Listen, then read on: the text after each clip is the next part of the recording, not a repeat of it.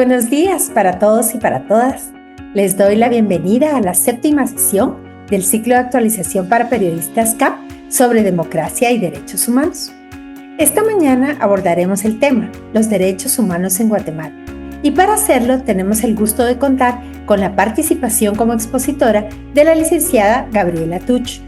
Gabriela es abogada especializada en derechos humanos y género. Actualmente se desempeña como oficial de derechos humanos y punto focal de espacio cívico en la oficina del Alto Comisionado de las Naciones Unidas para los Derechos Humanos, o ACNUR.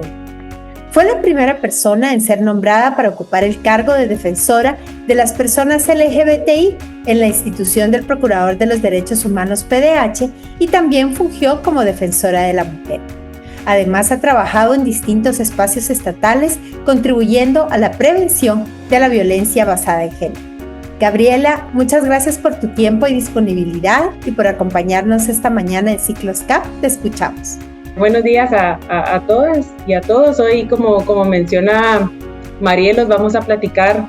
un poco sobre los derechos humanos en Guatemala, pero particularmente desde el trabajo que hacemos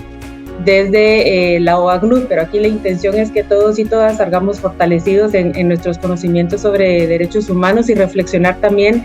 cómo este tema se vincula con la labor que ustedes realizan en el día a día en cada uno de sus departamentos y sus comunidades. Con esto les quiero preguntar, y aquí es, bueno, por favor ahí vayan interviniendo conmigo, y les quiero preguntar si conocen o han escuchado de la OACNUR. Probablemente algunos sí, algunos no, pero ¿saben qué es la oficina? A veces nosotros en este país utilizamos, ya saben ustedes, utilizamos mucho las siglas y nosotros siempre hablamos de la OACNUR, pero ¿han ustedes escuchado de la OACNUR? ¿Saben qué es? ¿Conocen la oficina? Porque a veces cuando nosotros vamos a los departamentos y decimos OACNUR, la gente lo primero que hace es escuchar ACNUR. Por alguna razón tienen más presente el ACNUR o lo escuchan y no a la OACNUR. El ACNUR es el Alto Comisionado para el tema de personas refugiadas y nosotros somos para los derechos humanos, como bien indicaba Carmen. Pues sí, porque la oficina del Alto Comisionado de las Naciones Unidas para los Derechos Humanos en Guatemala tenemos un mandato de promoción y protección de los derechos humanos, de asesorar y brindar asistencia técnica al gobierno, a otras instituciones del Estado, a la sociedad civil, así como el seguimiento de la situación de los derechos humanos y la presentación de distintos informes en el país.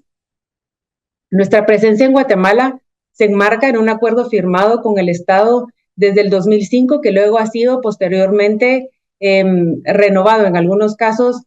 Bueno, se ha renovado particularmente cada 3 años. En algún momento, particularmente con Yamatei, nos estuvieron renovando el mandato año con año, pero sí que ha habido una renovación de nuestro mandato. Nuestra labor combina, por lo tanto, el monitoreo, el análisis, acompañamiento técnico, fortalecimiento de capacidades, diálogo con autoridades, con sociedad civil y, en general, la difusión de los estándares internacionales en materia de derechos humanos a fin de que sean observados y particularmente cumplidos por parte del Estado. Y además hacemos un informe una vez al año, o sea, un informe anual sobre la situación de los derechos humanos, que además es presentado ante el Consejo de los Derechos Humanos. Aquí es importante recalcar, como bien indicaba Carmen, que nosotros pues no sustituimos a MINUGUA, pero además no sustituimos a las instituciones nacionales, sino que en todo caso contribuimos a fortalecer las capacidades estatales y sociales para que los derechos humanos sean protegidos, promovidos y garantizados. Los derechos humanos son estos, son libertades, son facultades, son garantías que nos asisten por el simple hecho de ser personas y que estas son indispensables para que todas podamos vivir con dignidad. Los derechos humanos no dependen de la nacionalidad, del idioma, del sexo, del origen étnico, de la situación migratoria o económica o de ninguna otra condición de la persona, sino los derechos humanos son estas garantías que nos asisten ya por el simple hecho de ser humanos. La Declaración Universal de los Derechos Humanos afirma que todos los seres humanos nacemos libres e iguales en dignidad y derechos, y reconoce, entre otros, el derecho, por ejemplo, ya que estamos hablando aquí con ustedes, de la libertad de opinión, de expresión, de buscar información, recibir, difundir información, el derecho de reunión, de manifestación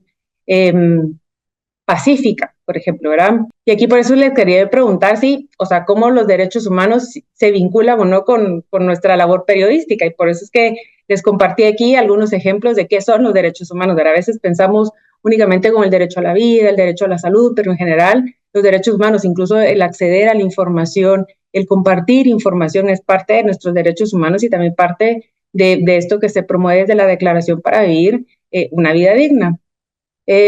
Como les decía, pues los derechos humanos pertenecen a todas las personas, nos asisten por el simple hecho de ser personas, y además, como parte de las características de los derechos humanos, es que son universales, indivisibles, interdependientes, interrelacionados, y esto quiere decir que son universales porque corresponden a todas las personas, son indivisibles porque no hay derechos menos importantes, no es que hayan categorías de derechos humanos, y son interdependientes porque la repercusión o la afectación de unos puede repercutir en otros. Esto significa que no solo se aplica a algunas personas, que no se pueden fragmentar entre derechos más importantes o menos importantes, y que el cumplimiento de unos derechos puede estar relacionados con el cumplimiento de otros. Por ejemplo, el derecho a la libertad de expresión se conecta con el derecho a la información, a la participación, al acceso a la justicia, a la defensa de otros derechos humanos. Y con esto yo les quiero preguntar, bueno, ya me salió acá, que si saben cuáles son las obligaciones del Estado frente a los derechos humanos.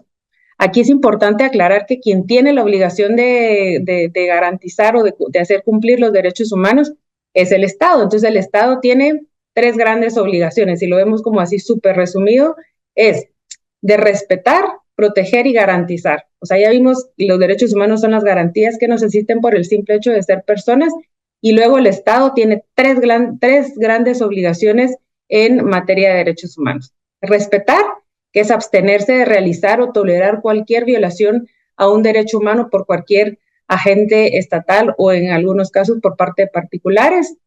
Proteger, que quiere decir impedir la violación de un derecho humano por parte de otras personas o agentes no estatales, y en esta protección pues también se incluye la obligación de investigar, de prevenir, de sancionar y de reparar cuando se haya generado algún daño. Y esta otra gran obligación del Estado, que es garantizar, que es asegurar que hayan todas estas medidas adecuadas para las personas, para que las personas puedan gozar de sus derechos humanos, es decir, generar todas estas condiciones de factibilidad para que pues podamos gozar efectivamente de nuestros derechos humanos. Se tienen que generar todas las condiciones para la realización de estos derechos. Desde el derecho internacional de los derechos humanos, el Estado tiene obligaciones jurídicas concretas para que todas las personas podamos vivir y realizar nuestros derechos humanos de manera efectiva, abarcando la prevención de las violaciones, como les decía, de investigarlas, de sancionar a los responsables y reparar a las víctimas de violaciones a los derechos humanos. Con relación a la labor periodística, o sea, podemos hablar también de estas grandes obligaciones en materia de derechos humanos, ahí le pueden dar clic otra vez, es que con relación a la labor periodística, el Estado no debe obstaculizar su trabajo, debe protegerles frente a las amenazas, las intimidaciones o agresiones, y debe generar todas estas condiciones para que puedan informar con seguridad y con el reconocimiento de la legitimidad de su trabajo. Si una persona periodista, si una comunicadora comunitaria sufre amenazas, ataques en el ámbito digital o en cualquier otro espacio u otro tipo de agresiones por su trabajo, el Estado no puede ser indiferente y en todo caso tiene el deber de actuar con la debida diligencia. Y esto, al hablar de la debida diligencia, quiere decir que debe generar todas las condiciones para la investigación, para la protección, para la sanción, y que haya una respuesta efectiva cuando tiene conocimiento de un caso de violación de los derechos humanos. En ese sentido, para hacer esta vinculación también y hablamos de qué son los derechos humanos, ya hablamos de cuáles son las obligaciones que tiene el Estado, que es el obligado de respetar, de hacer cumplir los derechos humanos. También es importante que hoy hablemos de qué significa ser una persona defensora de derechos humanos. Y aquí, pues, como bien lo dice acá, una persona defensora de derechos humanos es toda persona que de manera individual o colectiva actúa o desea actuar para promover, proteger y procurar la protección y realización de los derechos humanos y las libertades fundamentales. Perdón, que una persona defensora se define por su actividad y no así por su cargo, por su profesión, por su título o por si pertenece o no a una organización o una organización conformada con personalidad jurídica, sino una persona defensora se define 100% por su actividad. Y esto significa que puede ser una lideresa comunitaria, una autoridad indígena, una persona joven, un niño, una niña, un adolescente, una persona que acompaña procesos de denuncia, una operadora de justicia, un operador de justicia, un periodista, una periodista, comunicador, comunicadora, siempre y cuando que su labor contribuya a la promoción y la defensa de los derechos humanos y pues principalmente también que se realice de una manera pacífica, ¿verdad? No podría ser una persona defensora de derechos humanos si hay una promoción de, por ejemplo, de la violencia en el ejercicio de sus actividades. ¿Quién es una persona de derechos humanos? Defensora de derechos humanos puede ser o no, como les digo, puede o no estar en una asociación con personalidad jurídica, puede o no ser conocido como defensor o defensora, o describirse como defensor o defensora, ser voluntaria, puede o no ser del área urbana o rural, tener un rol de liderazgo o no, dedicarse exclusivamente a la defensa de los derechos humanos o tener varias actividades, defender derechos que ya están reconocidos. Bueno, acá cuando una persona es vulnerada en sus derechos humanos, como lo indicaba anteriormente, es parte de las obligaciones del Estado que se haga una investigación de la vulneración de estos derechos humanos, que haya una investigación, que haya un debido proceso, que haya una averiguación de la verdad y luego pues sí que efectivamente deban haber la declaración de estas medidas de reparación, particularmente para este tipo de casos. Que sí es fácil, que sí es pronto, no necesariamente, pero sí es parte de las obligaciones de los estados de investigar casos de violaciones a los derechos humanos y que haya una efectiva investigación y reparación que va a responder a cada caso concreto y a cada una de las realidades y de los momentos y de los contextos en los cuales se encuentren. En materia de libertad de expresión, que para mí era importante porque estamos aquí con ustedes, el artículo 19 de la Declaración Universal de los Derechos Humanos y el Pacto Internacional de Derechos Civiles y Políticos reconoce el derecho de investigar, de buscar, recibir y difundir informaciones, ideas de toda índole y por cualquier medio. Aquí estamos viendo el artículo 19 de la Declaración Universal de los Derechos Humanos. El Comité de Derechos Humanos ha subrayado que este derecho es una piedra angular de las sociedades libres y democráticas y es una condición para la transparencia y la rendición de cuentas. Las restricciones de este derecho no pueden ser arbitrarias, deben estar previstas en la ley, perseguir un fin legítimo y ser necesarias y proporcionales. Esto significa que el Estado no puede invocar de una forma amplia o ambigua razones de orden público, de seguridad o moral para silenciar voces críticas, el periodismo comunitario, las denuncias sobre asuntos de interés público. Entonces, este artículo 19 es verdaderamente importante que lo tengamos en cuenta, que todas las personas tenemos el derecho a la libertad de opinión, a la libertad de expresión, a no ser molestado a causa de nuestras opiniones, de investigar, de recibir informaciones y opiniones, el de difundirlas sin limitaciones de fronteras por cualquier medio de expresión. Ya ven que hoy las redes sociales pues están las redes sociales están siendo un medio bastante importante para la difusión de la información y el acceso a la información para la sociedad en general. Cuando comunicar también es defender derechos humanos, aquí esto lo voy a pasar un poco breve porque entiendo que en sesiones más adelante van a abordar un poco más sobre la labor periodística, pero aquí yo quería preguntarles quién puede ser reconocido o quién puede ser reconocida como periodista. ¿Acaso es necesario que para ser reconocido como periodista deban de tener un carnet que les identifique como tal, por ejemplo? O cualquier persona podría identificarse como comunicador o comunicadora o periodista. Pero aquí es una persona periodista, puede ser cualquier persona que comparta información, pero aquí clave es que sea de manera sistemática, o sea, que se haya esta intencionalidad de compartir información continuamente, o sea, de manera sistemática, por algún medio de información, comunicación, y que sea con este fin de generar información a la población. Entonces sí que yo sé que hay toda esta una discusión, pero a la luz de los estándares no se requiere de una acreditación, de un carnet, sino que sea una persona que difunde información de manera pacífica, como también, ¿verdad? Pero de manera, aquí la clave es que sea de manera sistemática y por algún medio de comunicación con el fin de informar. Y entonces la labor de la comunicación, pues, no solo informa, sino también, ya que eso es importante, protege el espacio cívico, fortalece la rendición de cuentas, contribuye al ejercicio del derecho a defender derechos, y por eso es que reconocer a periodistas, a comunicadores, comunicadoras como personas defensoras, que porque es lo que estamos hablando el día de hoy, no busca ponerles una etiqueta, sino visibilizar en todo caso los riesgos que enfrentan, que les afectan no solo a una persona, sino el derecho colectivo de las personas, de las comunidades y de la sociedad en general de estar informada. Este reconocimiento ayuda a comprender de que los ataques contra quienes informan tienen un impacto en el espacio democrático y activan las obligaciones estatales de prevención, de investigación y de reparación. Por eso es que es importante en este espacio hoy que nos estamos identificando, que se están identificando como periodistas, que a la luz de los estándares internacionales de derechos humanos reconocemos que cualquier persona que de manera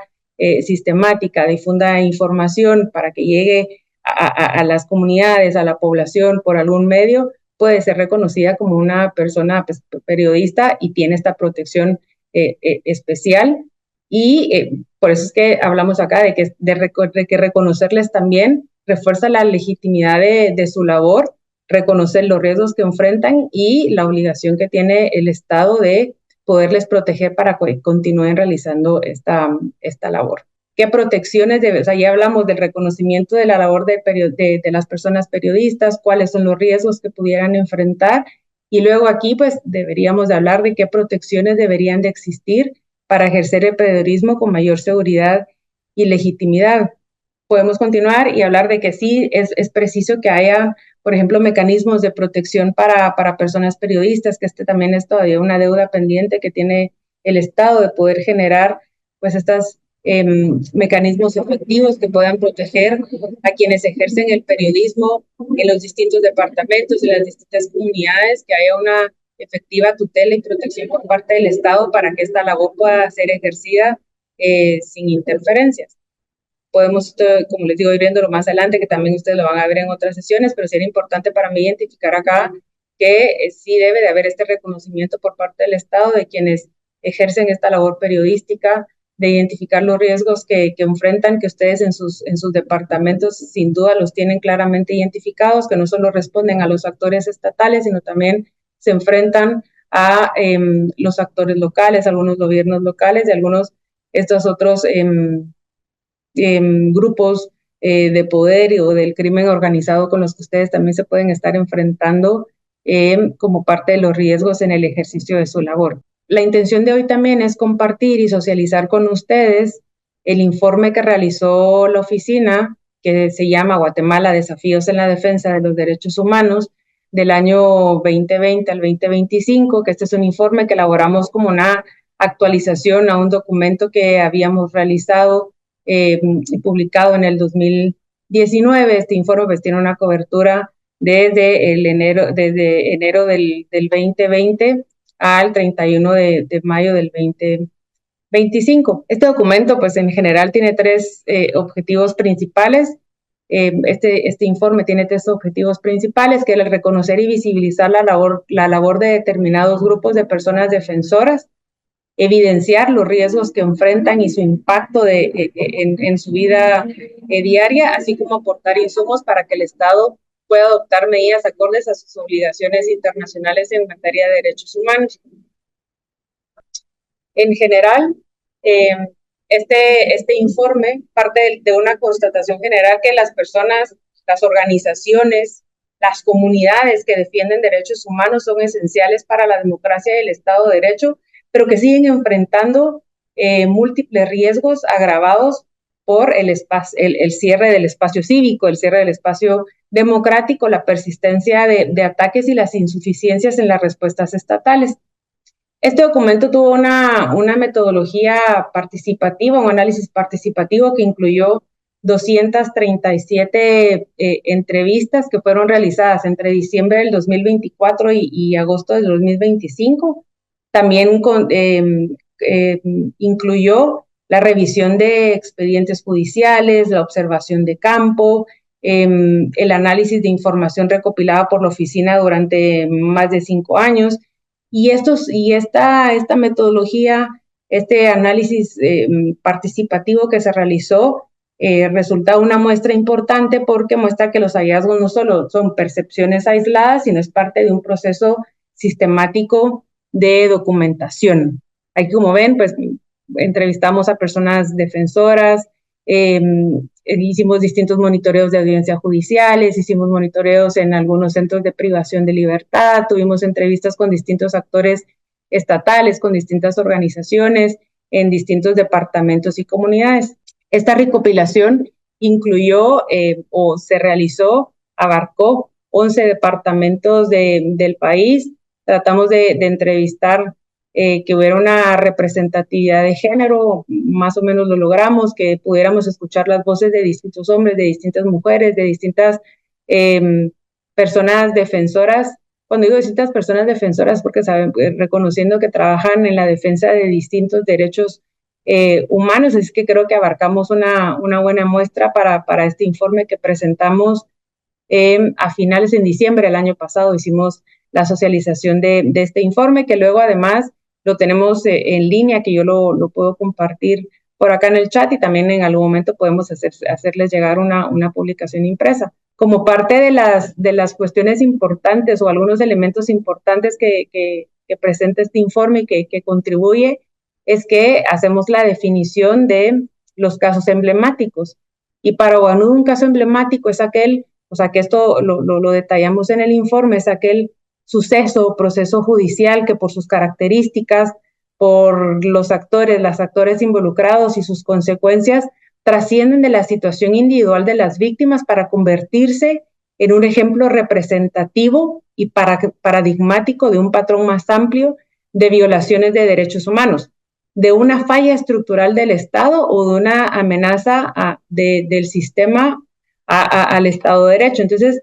este es un aporte que creemos que era importante, porque muchas veces hablamos de casos emblemáticos y hacemos esta distinción de cuándo sí es un caso emblemático, cuándo no es un caso emblemático, pero aquí es donde busca la oficina hacer este aporte de orientar pues que los casos emblemáticos son aquellos que nos sirven para evidenciar o para ejemplificar cómo estas violaciones o algunas violaciones de los derechos humanos trascienden a una persona y tienen un impacto muchísimo más amplio. Aquí, como ustedes lo ven en la diapositiva, pues busca la manera de darle la visibilidad a estos patrones de ataques, que se observe que hay una cuestión sistemática de violaciones o de patrones de violaciones a los derechos humanos, evidenciar la falta de investigación efectiva y cómo esto puede tener un impacto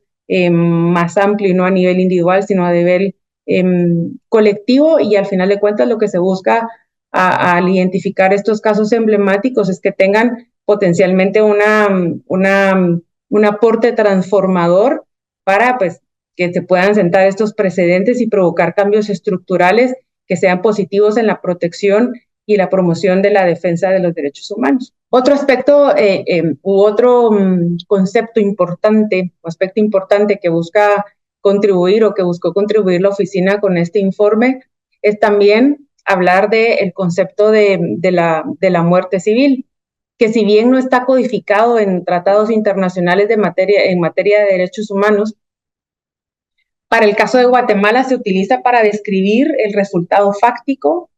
y sistemático de un conjunto de ataques y violaciones de derechos humanos dirigidos a anular por completo la participación pública, profesional y social de una persona defensora de derechos humanos. La muerte civil no se refiere a una declaración legal formal, sino al efecto acumulativo de patrones de ataques, de ataques contra personas defensoras de derechos humanos, como lo vemos acá, como la criminalización, como la estigmatización, como es el aislamiento social y político, vemos aquí la asfixia económica, como todos estos ataques sí tienen un impacto en la vida, como les digo, social, de participación política, de participación social en la vida de una persona. Esto lo hemos hablado, o esto nos salió en varias de las entrevistas que nosotros realizamos con defensores y con defensoras, que también se incluyen periodistas en las entrevistas que nosotros realizamos, es cómo los ataques contra las personas defensoras,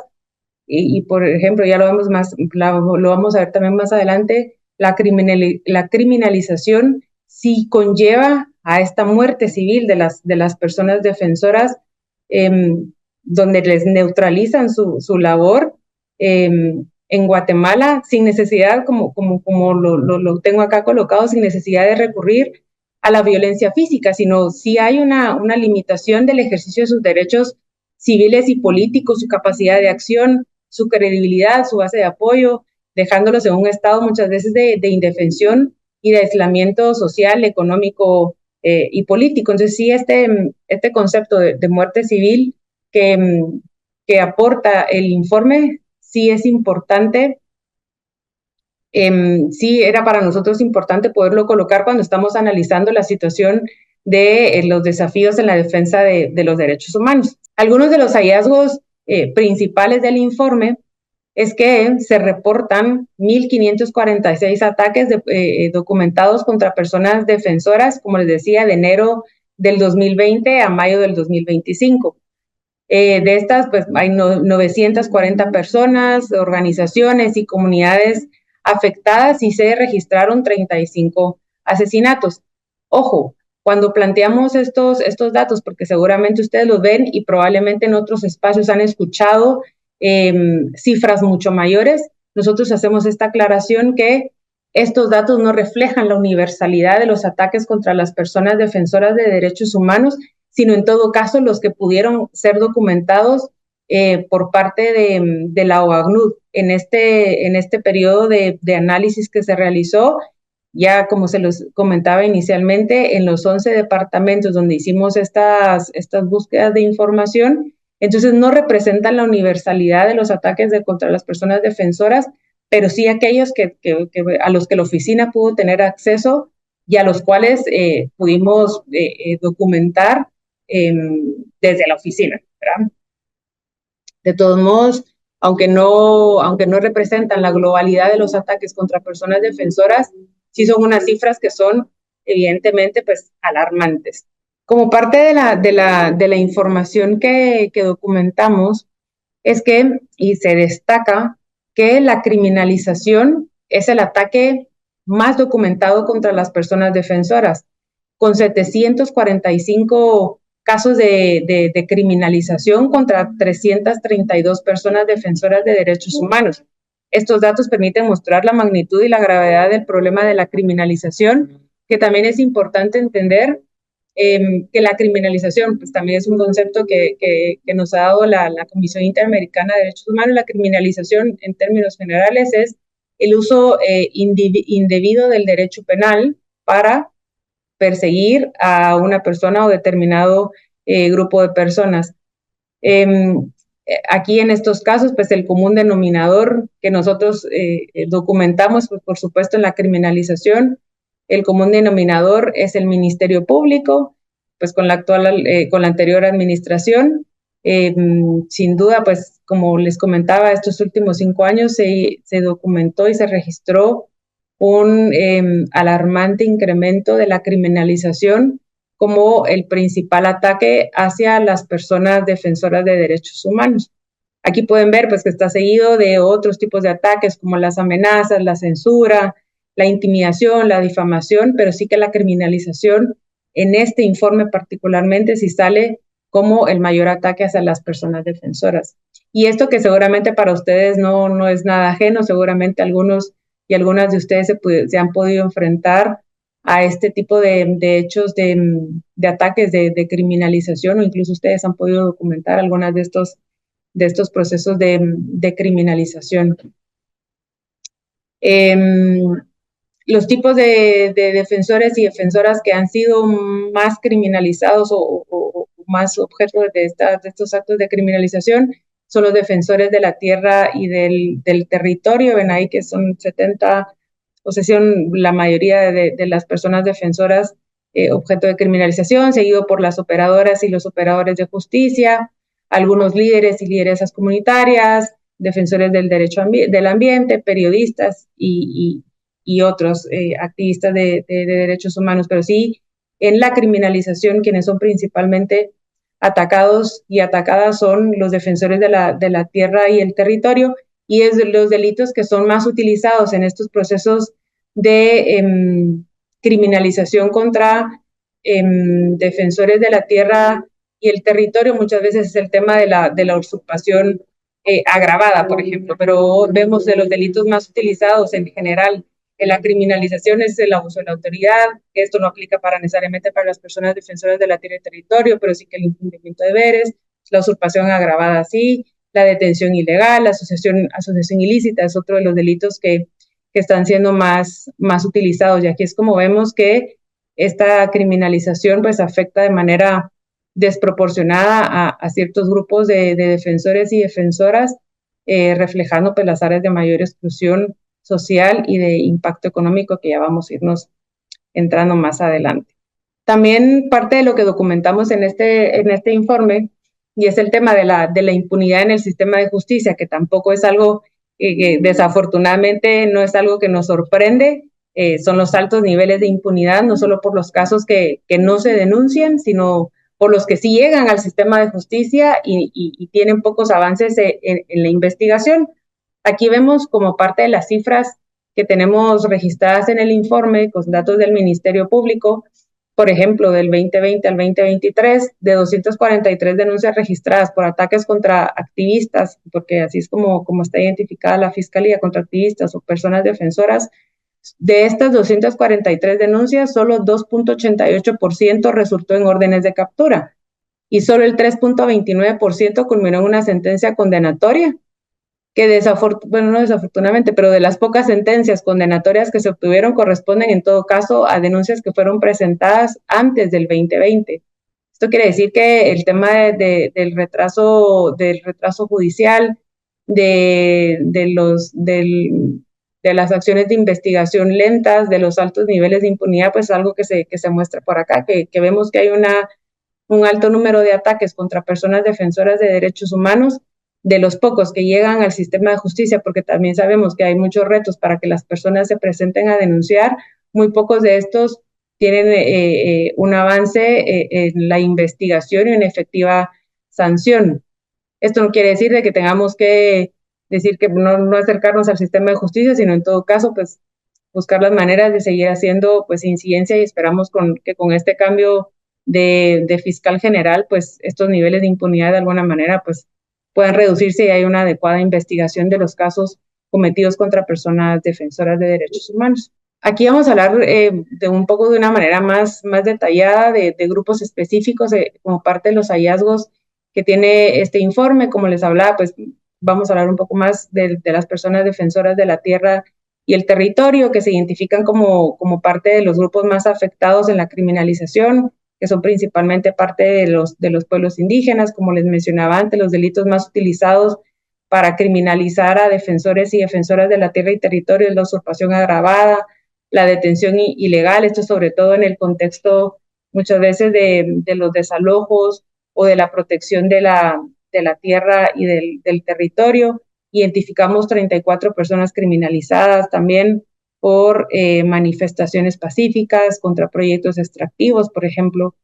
También como parte de los hallazgos con grupos específicos están pues las personas periodistas, que hay un incremento notable en la criminalización y en los ataques digitales, ya lo vamos a ver más adelante, el uso de los net centers para la difamación sistemática. Y también este informe hace también como parte de los grupos específicos que han sido objeto de ataques contra la labor que realizan, son las operadoras y los operadores de justicia, que este informe pues registra al menos 206 personas operadoras de justicia atacadas, de las cuales 66 han sido criminalizadas y 60 de ellas están en un exilio forzado, donde además se ha identificado un patrón de persecución selectiva que está evidentemente documentado no solo por la oficina, sino por otros actores. Hoy no nos vamos a detener tanto en las operadoras y los operadores de justicia, pero sí es un tema que quería resaltar en el espacio de hoy porque sí hay un apartado particular en este informe y sobre todo que lo hemos, que se ha documentado, que se ha hablado sobre muchas de estas personas que se encuentran en el exilio. También hay varios periodistas en el exilio, pero sí operadores de justicia. Solo se los quería dejar acá un poco mencionados para que lo tengamos presente de que este informe realizado por la oficina les incluye. Con relación a las personas defensoras de la tierra y del territorio, en el informe, la oficina identifica a quienes defienden derechos relacionados con el acceso a la tierra y a los territorios de los pueblos indígenas como unos de los grupos identificados como de especial riesgo. Y aquí esto es porque su labor suele vincularse con la protección del territorio ancestral, los recursos naturales, la forma de vida comunitaria, el ambiente, el agua, la participación, la consulta, así como la defensa frente a proyectos extractivos, a los desalojos, a los conflictos agrarios, otras decisiones que afectan profundamente sus vidas colectivas y comunitarias. Y aquí la oficina subraya que esta defensa no debe de entenderse únicamente como un conflicto por propiedad o uso del suelo, sino como una defensa integral de los derechos individuales y colectivos de sus comunidades, incluida la identidad cultural, la libre determinación, la vinculación con el tema espiritual con la tierra y la supervivencia material y cultural de los pueblos indígenas. Según la información recabada en este informe, los pueblos indígenas y las comunidades enfrentan riesgos que son persistentes, entre ellos pues las agresiones, las amenazas, el hostigamiento, las campañas de estigmatización, también la criminalización, que ya lo vimos como uno de los principales ataques, y otras formas de presión que están destinadas a debilitar y desvincular sus procesos de defensa legítima de la tierra y el territorio. Y el impacto de estos ataques es múltiple, porque produce miedo, produce desgaste, en algunos casos también produce esta división comunitaria, limitaciones en la movilidad también dentro del territorio. Hemos observado también y se documentó que podría haber incluso un debilitamiento organizativo y obstáculos para continuar con la denuncia muchas veces y la participación pública que han querido tener o que tienen las autoridades, los pueblos indígenas. Hemos visto también cómo este impacto de la criminalización también ha mermado la intención de la participación pública y la participación política de los pueblos indígenas en algunos casos, ¿verdad? En muchos casos estos riesgos se insertan también en estos contextos de desigualdad estructural, la discriminación histórica contra los pueblos indígenas, lo que agrava la vulnerabilidad y la dificultad en el acceso a los mecanismos efectivos de protección y de justicia. Y este es un tema que es de relevancia para quienes ejercen el periodismo como ustedes a nivel departamental, a nivel comunitario, porque permite reflejar que informar sobre los derechos de la tierra y el territorio no es solo cubrir un tema sectorial, sino en todo caso es documentar uno de los núcleos más sensibles de la conflictividad y la defensa de los derechos humanos. Entonces aquí como veíamos esta alta incidencia de ataques contra personas que defienden la tierra y el territorio, más de la mitad de los casos de criminalización fueron dirigidos contra ellos y ellas. Se ha documentado estos patrones de violación de los derechos humanos, la criminalización de la protesta, este impacto que ya les comentaba y esta vinculación que se hace, que muchas veces parte de estos ataques se refieren están vinculados con esta oposición a proyectos mineros, hidroeléctricos,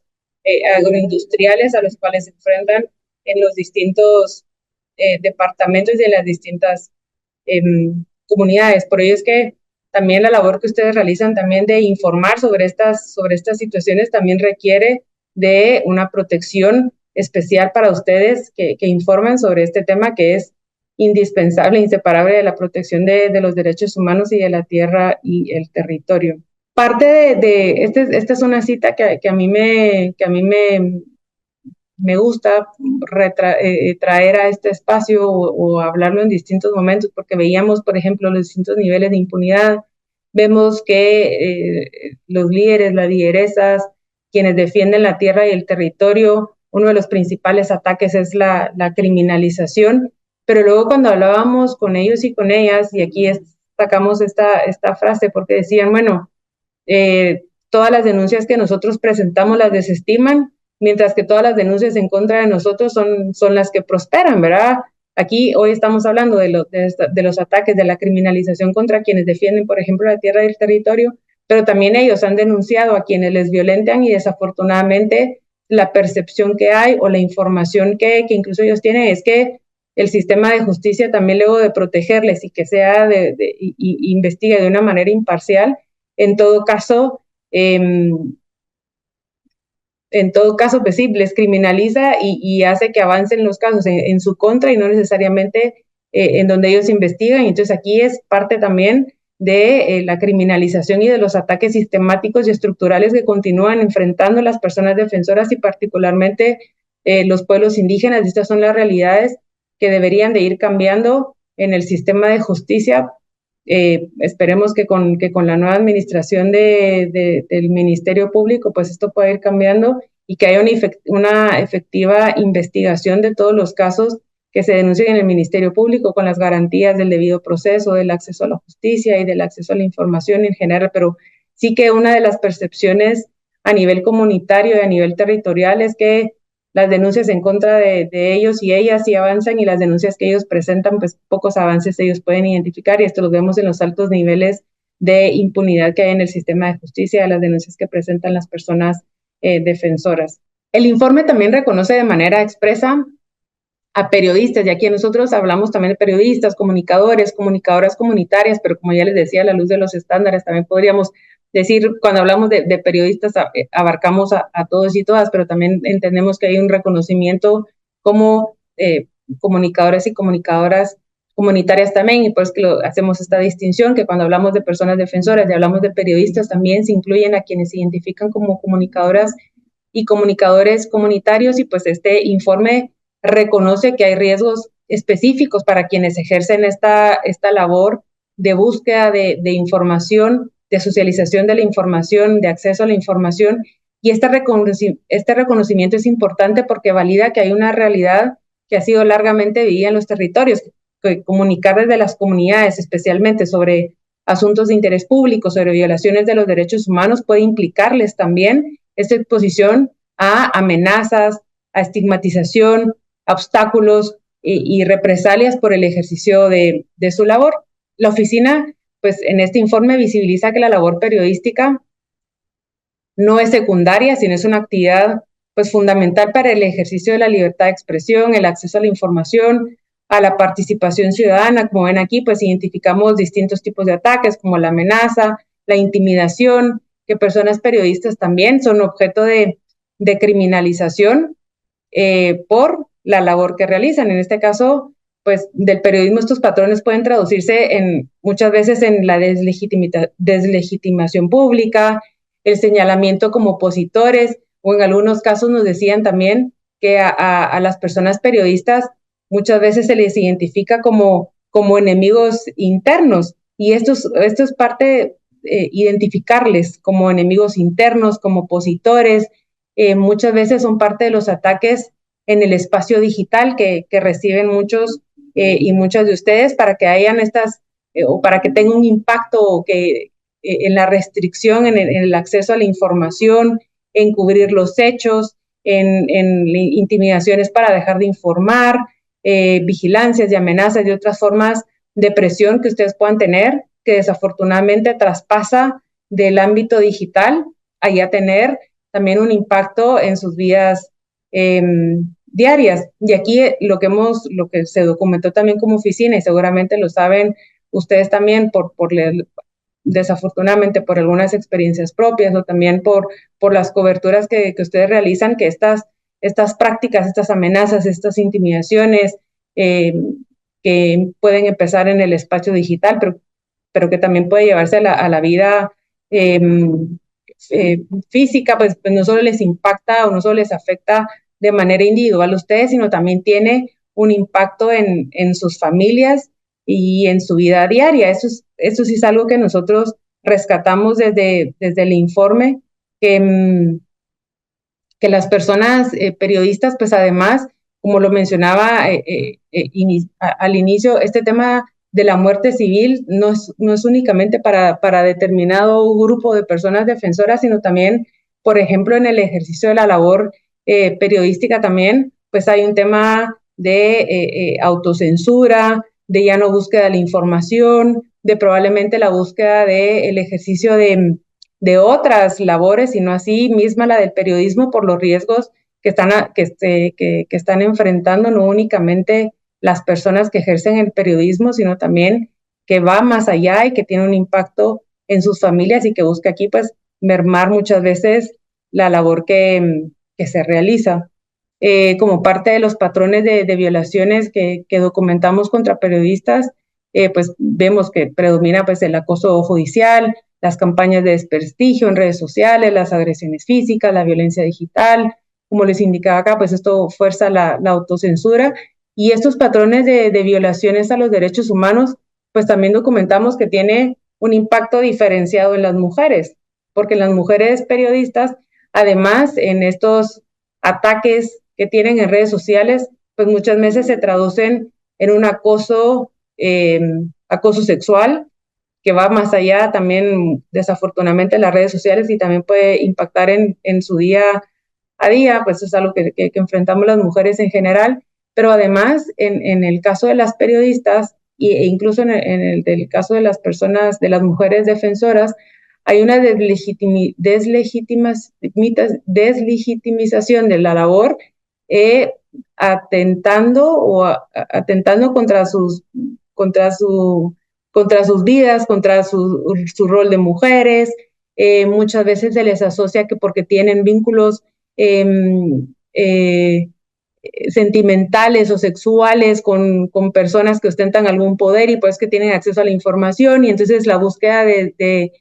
atacar la información que comparten o deslegitimizar su labor o la información que comparten es atacándoles en su condición propiamente de mujeres. Son ataques ya puntualmente basados en género, y en lugar de atacar probablemente alguna información que comparten, es atacarles a ellas para deslegitimizar la información que están compartiendo. Aquí sí hay un impacto diferenciado hacia las mujeres periodistas, a diferencia de los riesgos que enfrentan los periodistas, por ejemplo. Y aquí también, como lo hablábamos antes, o como se los comentaba yo antes, cuando hablamos con defensores de la tierra y del territorio que decían, bueno, los casos que nos ponen en nuestra contra avanzan y los casos que nosotros no presentamos, también documentamos que periodistas pues, nos manifestaron a la oficina que también hay un temor a las represalias, que hay falta de confianza al sistema de justicia. Yo sé que la falta de confianza es en términos generales, pero personas periodistas en particular, sí hay un temor generalizado a las represalias que puedan enfrentar y a los riesgos que pueden enfrentar en el ejercicio de su labor, por las coberturas que realizan, por la información, la búsqueda de información que tienen, o a veces también el desconocimiento sobre los procedimientos de cómo acercarse al sistema de justicia, son las causas principales para no denunciar los ataques que enfrentan, además de la falta de investigación de las denuncias por parte del Ministerio Público. Parte del por qué las personas periodistas no denuncian de acuerdo a la información que nosotros recibimos es que muchas veces el Ministerio Público, y es lo que hablábamos al inicio, dice, pues bueno, si me trae el carnet de periodista, entonces se le puede atender en la fiscalía especializada, pero si no me trae carnet de periodista, pues cómo yo voy a saber que es por la labor que usted está realizando, que está siendo objeto de ataques. A veces hay muchas veces esta deslegitimación que como únicamente como tiene una cuenta o una página de Facebook y es ahí donde comparte información, entonces no es periodista, entonces no se investiga. Entonces sí han habido estos obstáculos también para acceder al sistema de justicia, para reconocerles que están siendo objetos de ataques por la labor que están realizando, y en otros casos también, pues este tema de la negación, otra parte de las vulneraciones a los derechos humanos que enfrentan periodistas, es la negación del acceso a la información pública por parte de instituciones del Estado, por parte de los gobiernos locales, que se justifican con por no dar información o las hacen largas, que no necesariamente tienen el acompañamiento por parte de la Institución Nacional de los Derechos Humanos, que es la PDH. En general, distintos retos que han enfrentado y que documentamos desde las personas que ejercen el periodismo en los distintos departamentos que en general ya enfrentan retos particulares por el ejercicio de su labor, que además que si están, por ejemplo, documentando algunos casos de desalojos, donde también tienen ahí algún vínculo con estas empresas privadas, que luego estas empresas privadas pues, pueden ejercer algunos actos de intimidación o cualquier otra represalia que pueda haber ejercido la labor, pues han habido personas que se han tenido que movilizar de los territorios o dejan de realizar estas coberturas para pues no ponerse en un riesgo de su integridad personal, individual, de la vida, incluso de sus familias, pero sí que puede que haya muchos de los casos de personas periodistas, de comunicadores y comunicadoras que no estén llegando al sistema de justicia por este temor de las represalias, por falta de confianza en general ante el sistema de justicia, por falta de conocimiento o por el desconocimiento de cómo acercarse al sistema de justicia para que haya una investigación efectiva de estos casos. A lo largo del documento también, en esta documentación de las vulneraciones de los derechos humanos hacia las personas defensoras, por las distintas defensas de derechos humanos que realizan, también a lo largo del informe, pues nosotros vamos también detallando cómo hay estos impactos diferenciados contra las defensoras de derechos humanos, y como yo ya les indicaba, pues hay patrones de ataques que son complejos y diferenciados, que no solo replican en los ataques que enfrentan los hombres o los defensores de derechos humanos, sino que incorporan esos elementos particulares de violencias basadas en género específicos hacia las mujeres defensoras que buscan silenciar su voz y deslegitimar su rol en la sociedad, aprovechándose de estos estereotipos y roles de género para maximizar el impacto en la represión. Al menos 8 mujeres periodistas hemos identificado en un exilio forzado, la mayoría por amenazas directas y criminalización. Por ejemplo, al menos 20 mujeres operadoras de justicia están también en el exilio por la labor en casos de alto impacto, de investigación particularmente de la corrupción, que en contra, como les decía, estos acciones diferenciadas o estos abordajes diferenciados en los ataques contra las mujeres defensoras, pues sí incluyen actos o manifestaciones de violencia sexual, que lo que buscan es desprestigiar, destruir su reputación personal y profesional. Como les decía, muchas veces se les vincula de manera sentimental, emocional, sexual con personas que ostentan algún poder. En las redes sociales se ha identificado el acoso sexual digital. Siempre hay una manifestación sexual, una deslegitimización o un enfoque hacia los cuerpos de las mujeres, hacia las prácticas, no sé, hacia las prácticas, formas de vestir, formas del cuerpo. Estos son parte de los ataques que enfrentan las mujeres defensoras de derechos humanos, que pues se agravan, además de los ataques que enfrentan por la labor que realizan, además pues afectan por su condición de mujer. Y aquí es donde vemos este enfoque pues interseccional de las vulnerabilidades que pueden enfrentar las mujeres defensoras de derechos humanos. Ya sabemos que este concepto de interseccionalidades, que son estas distintas capas o distintos elementos que se entrecruzan, que pueden hacer que una persona que enfrenta ciertos ataques o ciertas vulneraciones a sus derechos humanos, pues estos ataques puedan tener mayores impactos en su vida diaria. Y aquí la interseccionalidad de vulnerabilidades en las personas, en las mujeres defensoras, sí que tienen un impacto particular en sus vidas familiares, y que es crucial entender que explotan pues esta su condición de mujer, que enfrentan vulnerabilidades específicas y por lo tanto requieren respuestas diferenciadas por parte por parte del Estado para responder a estas necesidades particulares que enfrentan las mujeres, que sabemos que tienen un impacto distinto al impacto que puede tener los ataques contra los defensores de derechos humanos. Parte de las conclusiones que contiene este informe es que, pues, en general estos datos no solo describen,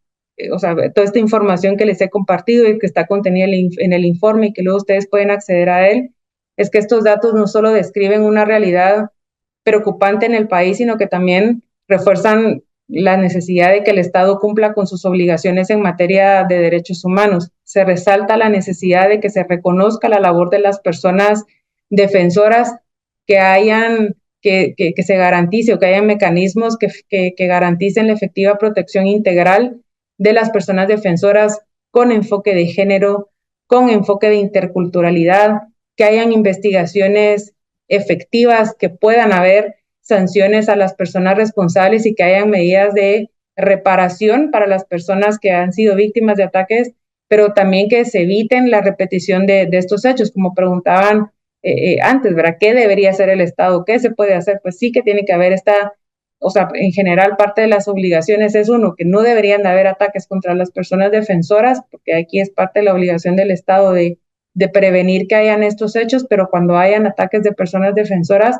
que pueda haber una efectiva investigación desde la debida diligencia, que haya una debida protección de las personas defensoras. Lo que se debe de generar por parte del Estado es que haya un entorno que sea propicio y que sea seguro para ejercer la labor de la defensa de los derechos humanos, que desafortunadamente, pues al día de hoy, como lo comentaba antes, pues hay un cierre del espacio cívico. El espacio cívico es aquel donde las personas cualquier persona podría ejercer de manera libre todos sus derechos humanos, esta labor de defensa de derechos humanos, de la utilización de los espacios públicos, de ejercer el derecho a la manifestación, a la libertad de expresión. Entonces, sí, esto es lo que resalta el informe, de recordarle al Estado que sí hay deudas pendientes con quienes ejercen la labor de defensa de derechos humanos, que hay un patrón sistemático que ha documentado la Oficina de Ataques contra las Personas Defensoras, y esto quiere decir que no son, o sea, parte del aporte también de este informe es que los ataques contra las personas defensoras no son incidentes aislados, sino es parte de un proceso sistémico que busca, como ya lo decía anteriormente, la muerte civil de las personas defensoras mediante la criminalización, la difamación, la vigilancia, el hostigamiento. El Estado, como les decía, no cumple únicamente con sus obligaciones cuando responde a un ataque, sino también cuando debe de prevenir, de reconocer públicamente la legitimidad de la defensa de los derechos humanos, de crear condiciones para el ejercicio seguro de la libertad de expresión, por ejemplo, de asegurar el acceso efectivo a la justicia. Por ello es la necesidad, y lo colocamos acá, cuando hablamos no solo de prevenir, sino también de reconocer públicamente, o sea, que haya un entorno habilitante, que haya esta posibilidad de que las personas puedan ejercer sin interferencias su labor de defensa de derechos humanos. Es importante, por ejemplo, que es necesaria la implementación de la política pública de protección de personas defensoras, que además fue recientemente aprobada por parte del Estado, que en noviembre del año pasado, pues luego de más de 10 años de estar haciendo esta búsqueda de poder contar con una política pública de protección las personas defensoras de derechos humanos, ya que se cuenta con la política, es preciso que el Estado de Guatemala pues pueda implementarla. Desafortunadamente, afortunadamente se cuenta con la política pública de protección a personas defensoras, pero también es necesario que esta política sea un documento vivo. Es necesario que haya destinación de recursos para que se pueda implementar esta política pública, que haya una coordinación interinstitucional, o sea, una coordinación interinstitucional para que se puedan implementar las acciones que se contienen en esta política pública. La política establece que debe haber un consejo coordinador que debe ser liderada por la COPADE, por ejemplo, pero que sí este consejo coordinador permita que haya un seguimiento de las acciones que se han dispuesto en esta política pública, que haya el cumplimiento por parte de las distintas instituciones de las obligaciones que les impone la política pública en el marco de sus mandatos, porque a veces cuando hablamos de derechos humanos se creen que o es solo la PDH o es solo la COPADE, pero no, todas las instituciones del Estado en el marco de sus mandatos institucionales sí que tienen una cancha, tienen un marco de acción para la promoción de los derechos humanos y ahora particularmente para cumplir con la política pública de protección de los derechos humanos. Se debe destinar recursos para que se pueda implementar y luego pues que permita a esta política pública hacer estos mecanismos de incidencia y de auditoría social para identificar la manera en la que se está cumpliendo, pero más que esto es que se garantice de manera efectiva este entorno seguro y propicio para que las personas puedan ejercer la labor de defensa de derechos humanos, y esto por supuesto que incluye la labor que realizan ustedes como periodistas, como comunicadores, como comunicadoras en los distintos departamentos de las distintas comunidades, que hayan estos mecanismos de protección para periodistas, que haya un sistema integral de protección para las personas defensoras, que hayan mecanismos efectivos para las alertas tempranas, para la investigación de los casos, para la protección efectiva de las personas que han denunciado, que se acercan al sistema de justicia para denunciar distintos hechos de amenazas, de hostigamientos, de seguimientos, de vigilancia, que puedan tener efectivamente este acceso a la justicia, pero que no solo puedan acceder a presentar las denuncias, sino que también tengan esta respuesta del sistema a cada uno de los casos, que hayan estas intervenciones diferenciadas, que se puedan hacer estos análisis diferenciados de las necesidades que puedan tener las personas defensoras con estas particularidades de género, con estas particularidades de los departamentos, porque la realidad, por ejemplo, de Totonicapán no es la misma realidad que en Izabal, entonces sí es necesario que hayan estas atenciones diferenciadas en las medidas de las capacidades institucionales, de los mandatos institucionales, a responder a las necesidades de quienes defienden los derechos humanos. Y como les decía, pues no es únicamente de responder cuando ya hay ataques, sino que haya una efectiva prevención para que todas las personas pues, puedan defender los derechos humanos en general. Y para ello pues es necesario también fortalecer el sistema de justicia para que haya un efectivo acceso a la justicia, y cuando sea necesario, pues que hayan estas garantías de el debido proceso en caso haya una situación de criminalización. Esperamos que con el actual Ministerio Público los hechos de criminalización pues no avancen y en todo caso que haya un proceso de descriminalización, vamos a llamar, de todos los casos que están aún vigentes contra distintas personas defensoras de derechos humanos, de operadores, de exoperadoras de justicia, de periodistas, de personas que están en el exilio, para que puedan, quienes así lo quieran, que puedan haber retornos seguros para el país, quien pueda y quien quiera retornar al país, pues que tenga esta oportunidad de hacerlo, porque sí que hay una deuda por parte del Estado para quienes han defendido los derechos humanos. Y acá también, pues, yo no quiero dejar de mencionar pues, este tema de cómo ustedes en su rol de periodistas, de comunicadores, de comunicadoras, pues, que ustedes cómo contribuyen en informar sobre la realidad, pero además a transformarla, a hacer visibles los problemas, las voces, las demandas, los derechos a nivel social, a nivel comunitario. Desde un enfoque de derechos humanos, pues también la labor que ustedes realizan merece un reconocimiento, protección y condiciones necesarias para poder realizar su labor sin miedo, sin represalias, sin intimidaciones. Guatemala ha vivido particularmente en contextos marcados por distintos aspectos de conflictividad, de exclusión histórica, de riesgos para el espacio cívico, y por ello pues fortalecer la labor que realizan como periodistas también significa fortalecer la